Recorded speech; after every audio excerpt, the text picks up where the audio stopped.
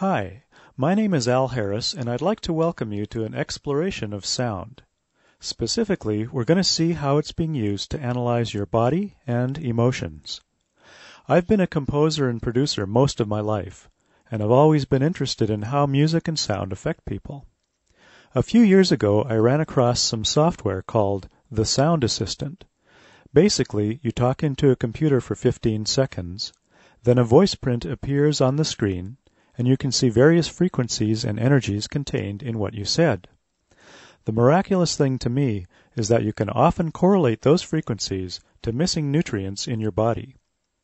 This recording contains some information on sound therapy, the sound assistant, and toning, using your own voice to heal yourself. And it's based on a series of phone interviews I had with 6 sound researchers. To understand the power of sound, how it affects you, and how you can use it, you may need to stretch your imagination. Because it's one thing to know that Einstein said, matter and energy are just forms of the same thing, but it's another thing entirely when you begin to see practical applications of that. It's like entering the world of Star Trek and really considering that we are energy beings.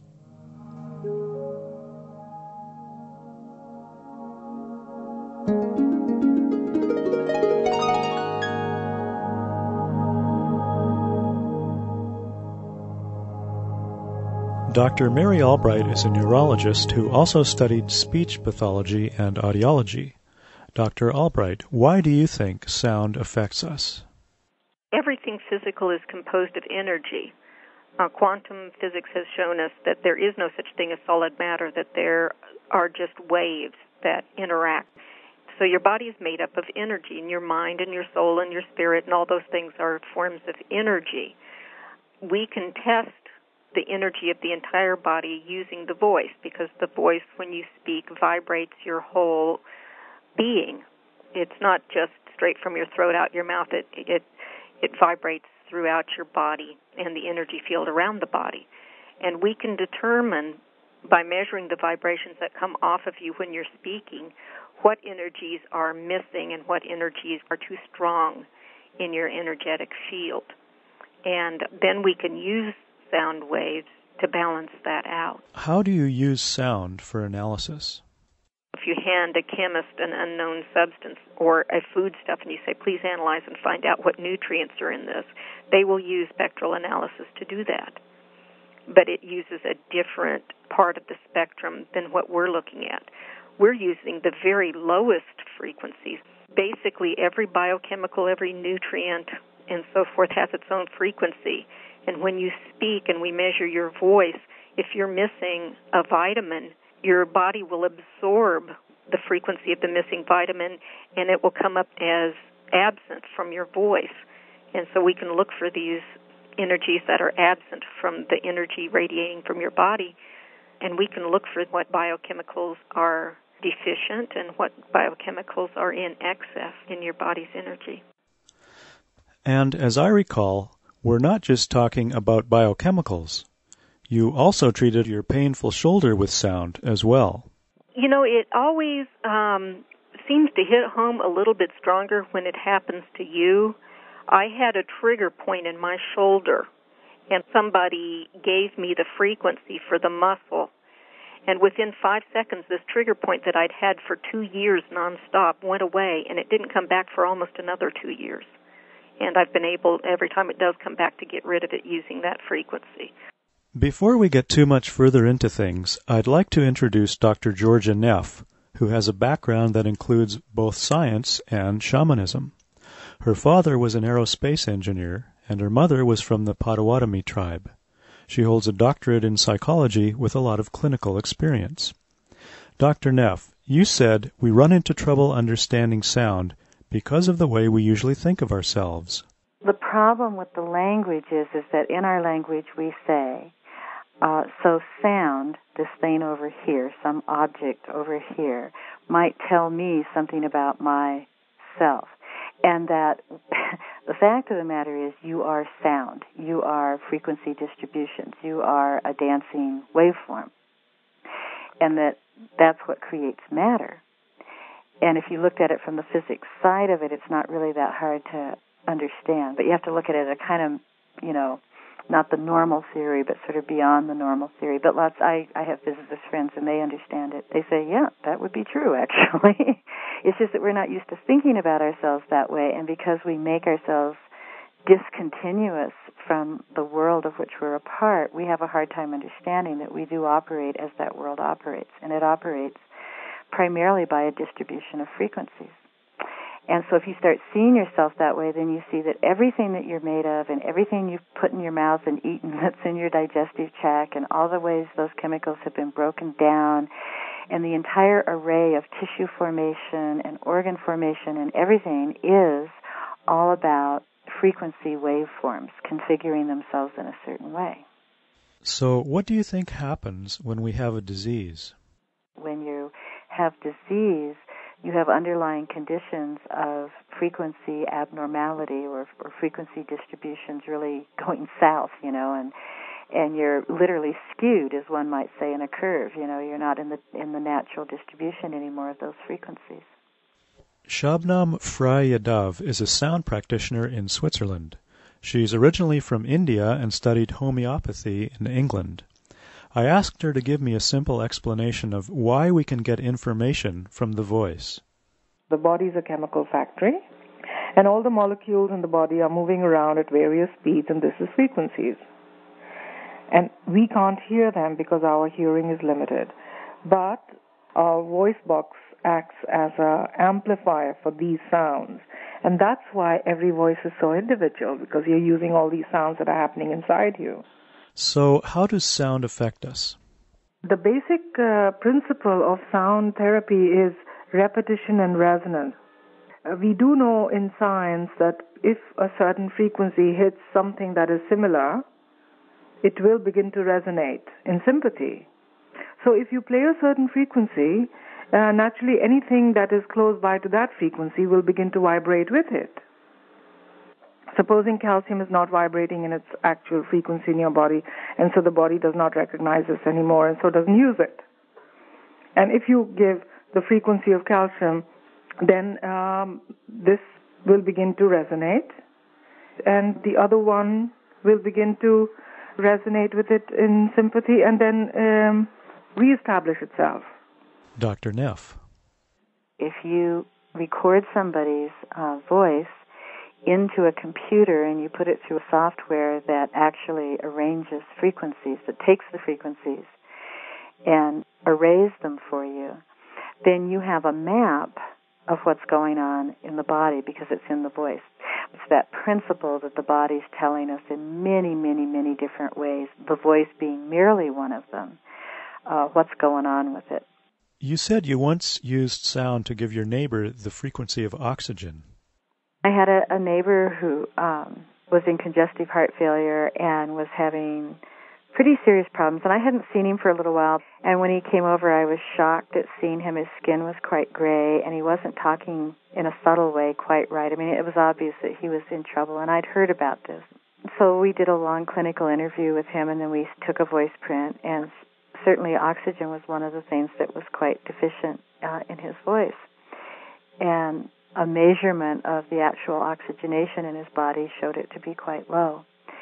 And so we started doing different sound trials on him to figure out what his body was going to respond to the best. And it was just very tiring for him, and I could see that. And I finally just said, oh, to heck with this. And I went down to oxygen and tried out some protocols for giving him oxygen. And over a several-minute period of time, he went from gray to pink.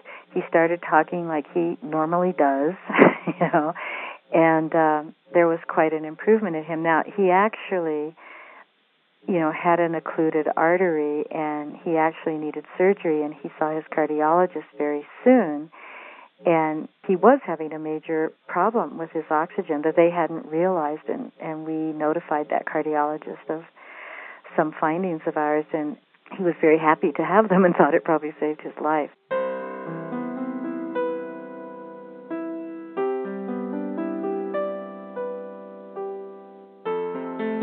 Kathleen Legaree is a schoolteacher, singer, and sound practitioner. She was initially attracted to the field of sound because of a story. Well, the story that intrigued me the most was of the gentleman that had a motorcycle accident that sheared his tibia and shattered his kneecap in 32 places. And he was told by his doctors he would never walk again. And they had to surgically remove his kneecap. They removed every shrapnel left or piece of kneecap. And he had nerve damage in his leg. And through sound, beginning with relieving his pain that morphine couldn't even begin to relieve, just listening to particular tones that were given by the practitioner relieved his pain by about, he says, about 90%. And then through the course of 2 years, he regrew his patella, which is his kneecap. And I thought that was remarkable. And I met this gentleman, and in fact, you could see the scar on his leg. But if you closed your eyes and ran your hand over his leg, you would not feel the scar. It healed so cleanly. And I understand that there's really no scar line on the bone that healed. And the nerves were regenerated, and this was all through listening to particular sounds and tones. I'm not sure most people realize the power of using their own voices. Could you talk a little bit about toning? I've been a singer my whole life. So, singing is a form of toning. And so it came naturally to me. I was not afraid to make a sound. And when I discovered the power of sound to heal, I had a very deep sense that we have been gifted from our Creator with all that we need to heal our bodies. We have our ears and we have our vocal boxes. With knowing what sound could do and believing that I had everything I needed to create my own healing, I went ahead and utilized the tools. Can you give an example? The first time I did this, I was about to return to work, and I wanted to be done with teaching. It had become a battle for me, and yet I was put in the position where I had to go back to teaching, and not only half-time, but back full-time, which was meaning that it was going to take away everything else that I had built. And I was really, really saddened by this and angered by it, and I couldn't get past it. So I had to do this. I had to go back to work. I had no choice there. So I asked for guidance on which tones to use in order to heal this process. All right, so based on your intuition, you picked a particular note to tone and a vowel sound. I think you said it was E, and you sang that for a while, and then you toned your birth note, and we'll talk about that a little bit later. You did that for about a minute. And then what happened after you toned? I was a little bit more centered and at peace when I went to bed that night. And then the next morning I woke up, and as I was getting dressed, I just broke down in tears. And I'm not a person who cries easy. I mean, it takes a lot to make me cry. But this was almost as if a dam had broken, and I gushed, and I sobbed heavily for about 15 minutes. And then I brushed my hair, and I brushed my teeth, and I got dressed, and I went to work. And I was able to totally embrace my job after this. And before that, it was complete repulsion. I mean, I was so repelled, I can't describe. So that was really one of the ways the toning that, I used toning to help me. What do you think sound does? Sound has the ability to restructure matter. To me, that's a pretty strong statement. You actually experienced that. In conjunction with dark field blood analysis, they call it microscopy, my blood was very, very sticky, and we did many things over the course of 4 days to try and get it to unstick. With no success, we used enzymes and colloidal silver and, avoiding particular fatty foods, etc. But it was quite obvious that I wasn't getting the protein digestion that I needed, and my blood was dirty with particular protoplasms and bacteria. So with the use of voice analysis, I decided on tones that would be beneficial, and so I sat and I vocally toned these notes myself. And we did another blood analysis immediately following the toning. And lo and behold, my blood was quite clean. The person who took the blood sample was Dr. Neff. I also do microscopy, which is a live cell analysis where you are able to view blood on a TV screen, a microscope and a camcorder. And we can look at a lot of what's going on in the blood. And so she had what we call agglutinated blood. The red blood cells were sticking together. And aside from the fact that you can't tell what's really going on in the blood as a whole because you have this big sticky mass, you're really cutting down on the amount of oxygen and nutrients that can get into cells and out of them if their surface areas stuck together. And so the first thing I thought of, because it's what usually works with people, is to give her food enzymes, because it's very often a sign of different kinds of indigestion of proteins. And I gave her enzymes, and we kept doing this over a course of days, and we took our blood many times every day, like I'm sure at least 5 times a day. And so we were watching the progress of this, and I was giving her some really extraordinarily and fairly powerful food enzymes, which in most people would knock that agglutination down by about at least half within 30 minutes. And it just wasn't touching it. I mean, sometimes it would seem a little bit better, but not, nothing to write home about. So we were kind of puzzled by this. And Kathleen's also a toner, though she does a very different kind of toning than I do. So she sat with the piano tuner, and she got it so that she could consistently tone in the note of C. And I went out and sat with her for maybe 5 minutes, and we both toned. And then we directly took her in and took her blood, and she had the most amazingly clear blood, and there wasn't one red blood cell stuck together. And it was, I'm sure she had some other things in her blood that she'd want to look at, but in terms of just the health of the red blood cells, these were all separate red blood cells and not this huge gluey mess. And this is after days of trying everything. She does 15 to 20 minutes of toning C, and shazam, her blood is cleared up. So how could something like that change so quickly? Because the beingness that we are is entirely, at this frequency distribution level, or if you want to say it another way, at the subatomic level, but that means frequency too. I mean, an atom is all about frequency. It can just be that fast with some things. She didn't have an underlying disease. She didn't have an underlying condition that was pushing towards this. There was just some frequency deficiency or weakness in her voice. And women very, very often have a weakness in C. I do in my own voice. And so that's not so surprising. And as she brought it back in her voice, there's just energetically, it automatically changes.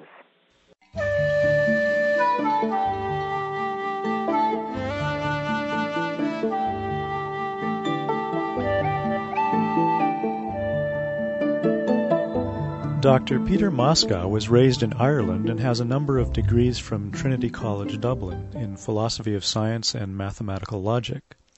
He originally became involved in alternative medicine to try to cure a few of his own problems, and he moved to the United States in 1976.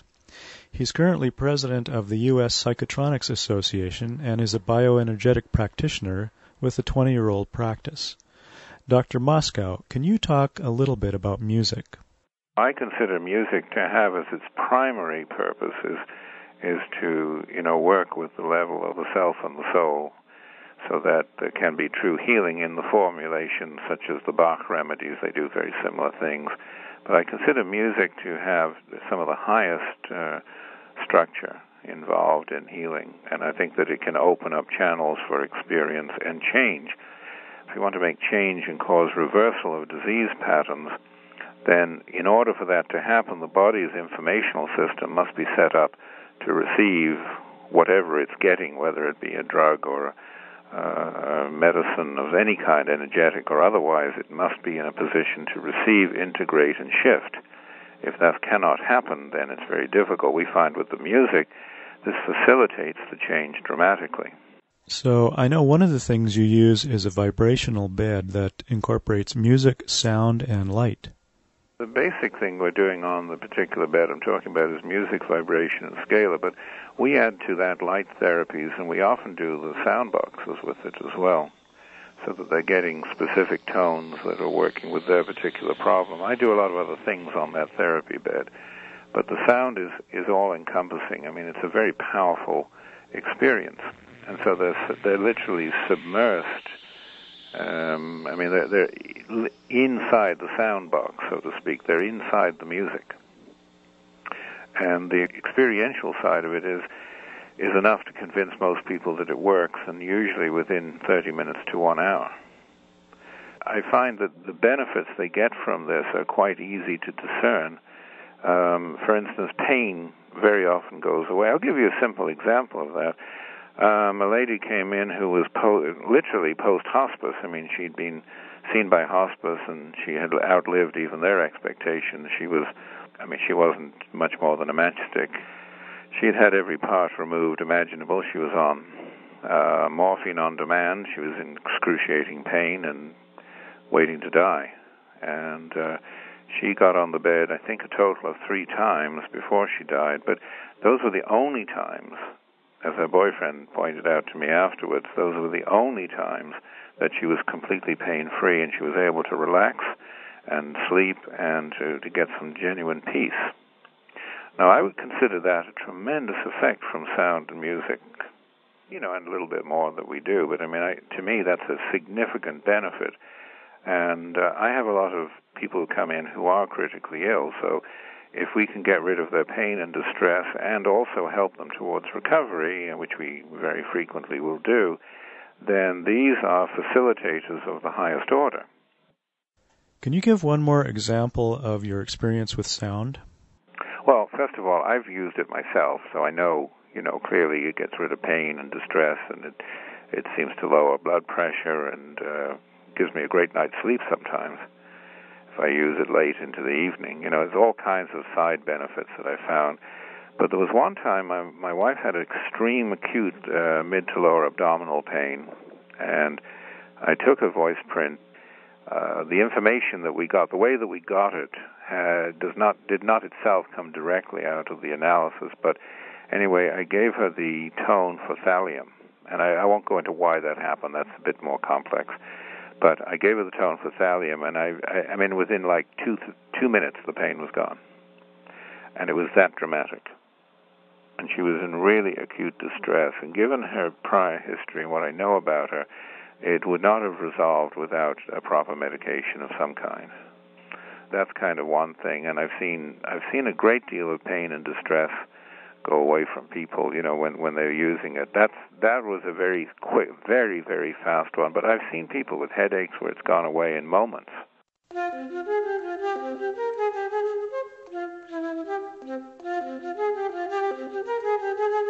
Alfred Frey Yadav, the husband of Shabnam Frey Yadav, studied rebalancing and homeopathy, as well as sound. Alfred, you have a rather interesting thing to say about change. People start realizing that they don't have to change their outside. That by changing themselves, the outside automatically starts changing. Like, it's very difficult to tell somebody, look, they want to change their mother or their partner or their kids or whatsoever, and they try, hard, this way, that way. And then to tell them that actually, as a matter of fact, there's nothing you can do. But if you change, then eventually these people will change. It's very hard to believe unless they experience it.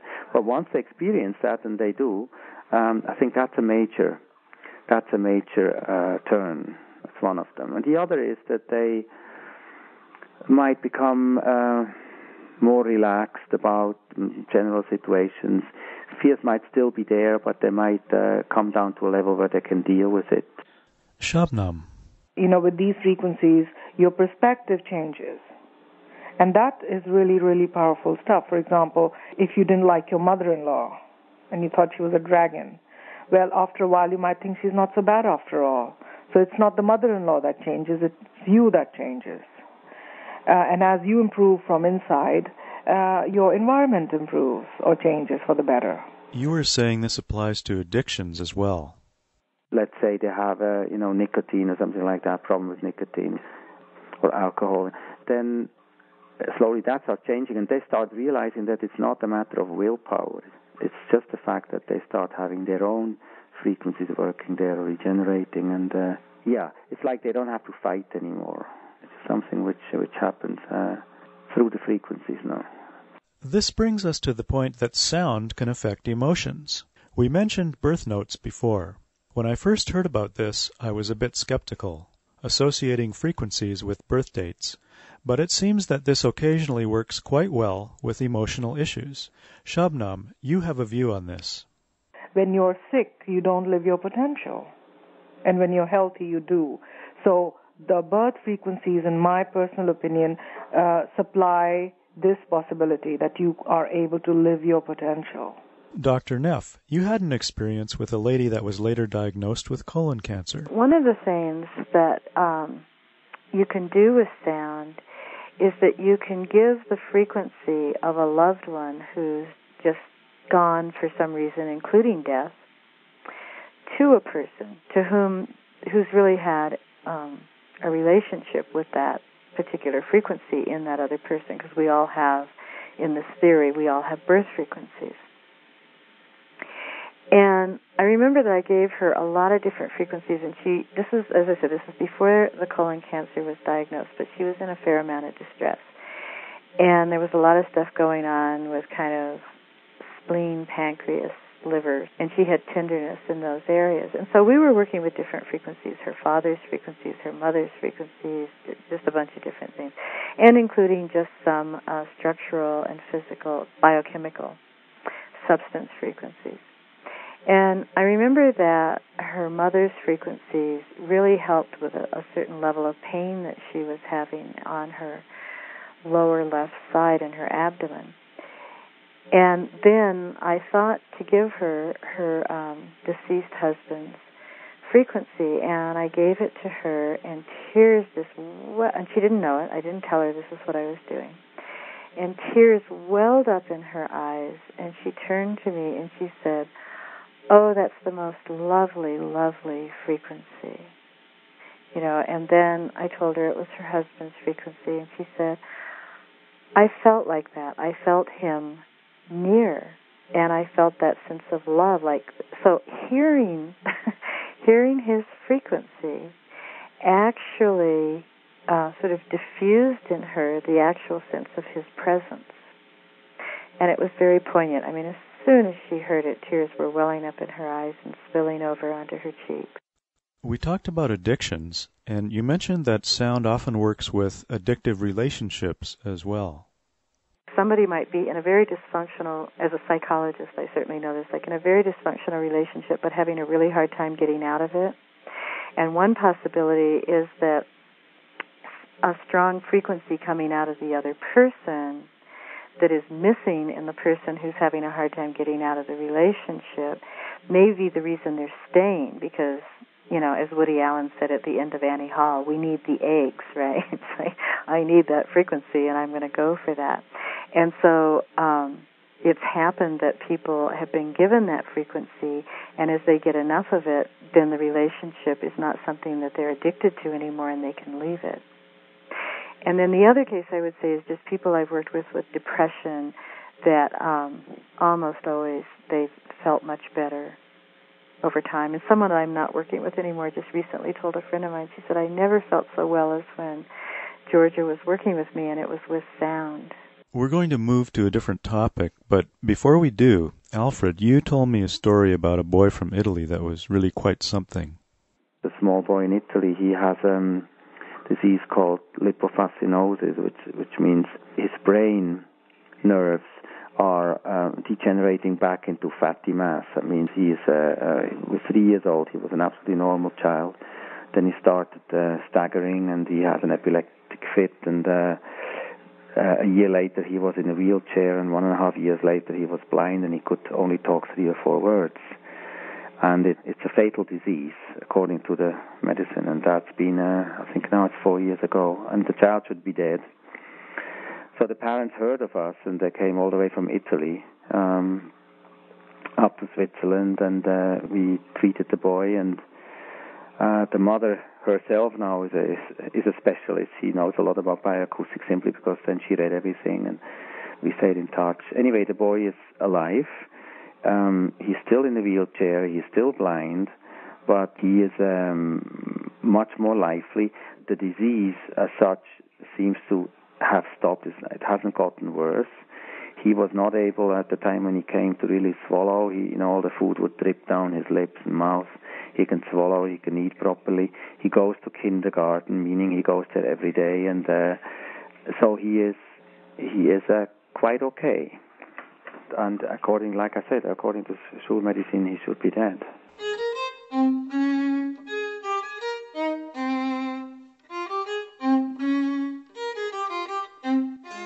Now, some of the healing that you've heard about so far was not done exclusively with sound, because a lot of the practitioners use multiple modalities. Dr. Moscow also uses music and light therapy. Shabnam and Alfred sometimes use Ayurvedic medicine and homeopathy. Dr. Neff and Dr. Albright will supplement sounds with nutrition and emotional help. So the question that I have is, does sound always work? If you just took sound, running certain protocols and whatever, you would get some improvement if the practitioner had any idea of what they were doing. But I would say there's a whole lot of other factors operating, and that's kind of the fun of this whole field of study. Well, another important thing is digestion, and that's a huge factor. And because I do both the microscope and the sound, and I almost always do them on the same people, there's certain things, like if they have a serious digestive deficiency, I don't think you're going to cure that with sound. I think they may need digestive enzymes, and I watch that help people an enormous amount. So sometimes I never do sound work on people. I just do the analysis because I get their diet sufficiently changed that when I redo their voice print, they've solved all these other problems. And it was, you have to get nutrients into the body. You can't just give them by frequency. You actually have to put them in the body, and then you may or may not be supporting them by frequency. So there's a big chunk that goes to digestion, and that may be solved without sound, or in fact, after you've given them, say, digestive enzymes, if you're still noticing that they're having a hard time with something that they're getting enough of, then you can assume that they're not absorbing it enough, and you might give frequencies and the enzyme, or with calcium, or any number of things, like that. Then there's the emotional components behind illness, and for some people that just isn't a big deal, and for other people it is a big deal, and so will sound simply solve that problem? Well, I think it will relieve it for a period of time, but if the underlying problem psychologically isn't addressed, then they'll even habituate to a frequency and go back into the same situation. That's my belief about it.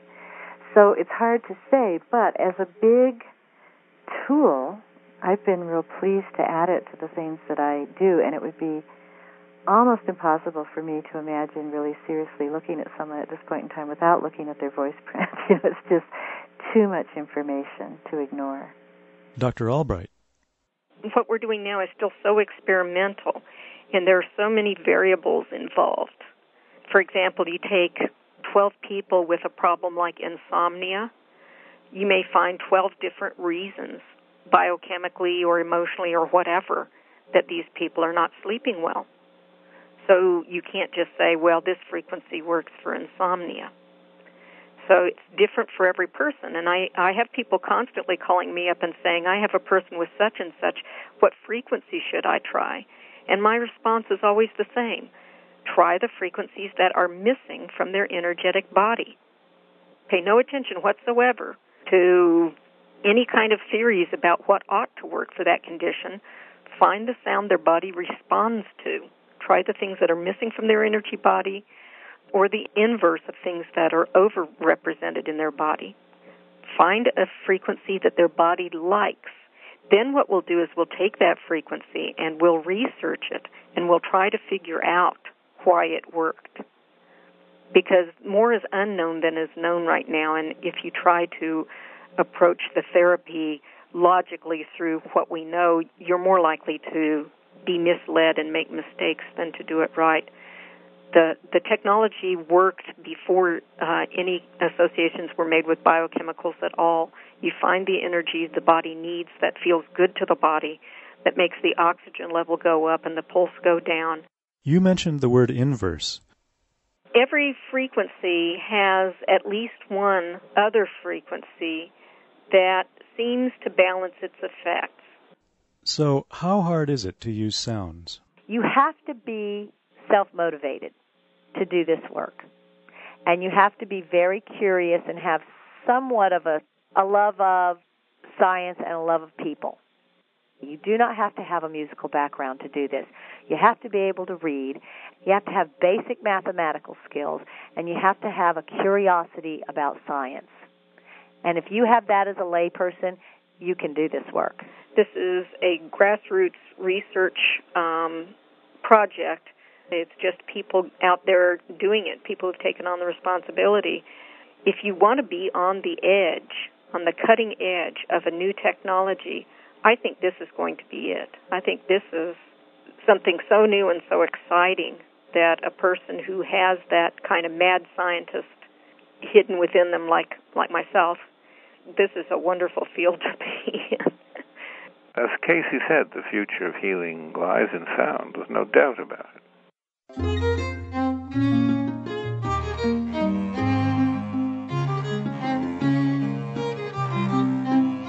Kathleen, would you mind giving a summary of the sound assistant?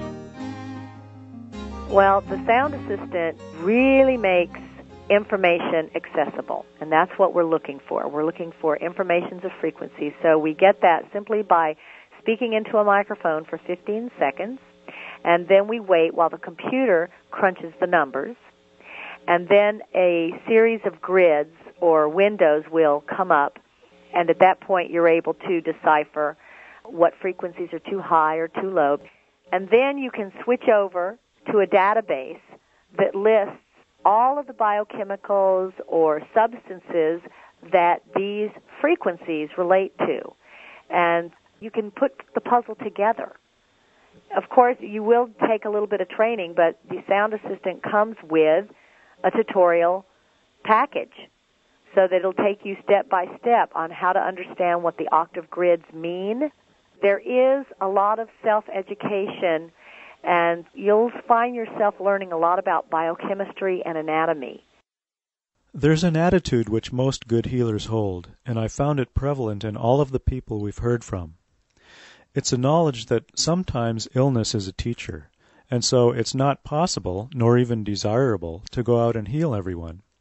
But for the people who find their way to your door, if you keep an attitude that you're merely present to serve that person in whatever capacity you can, and that it's not really you doing anything other than providing an environment where they can heal themselves, something miraculous takes place.